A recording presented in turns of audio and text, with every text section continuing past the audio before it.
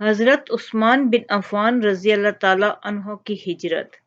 حضرت قتادہ رضی اللہ تعالیٰ عنہ فرماتے ہیں کہ سب سے پہلے اللہ کے لیے جس نے اپنے اہل و عیال کے ساتھ ہجرت کی وہ حضرت عثمان رضی اللہ تعالیٰ عنہ ہیں۔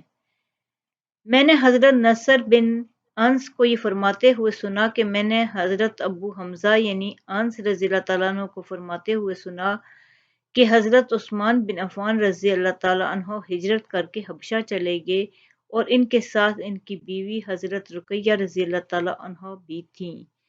حضور صلی اللہ علیہ وسلم کی صاحبزادی بھی تھیں۔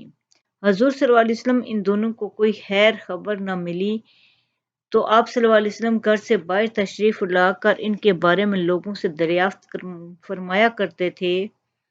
پھر ایک دن اس کی ایک عورت آئی اور اس نے کہا، اے محمد صلی اللہ علیہ وسلم، میں نے آپ کے داماد کو دیکھا تھا اور ان کے ساتھ ان کی بیوی بھی تھیں۔ آپ صلی اللہ علیہ وسلم نے فرمایا، تم نے ان دونوں کو کس حال میں دیکھا؟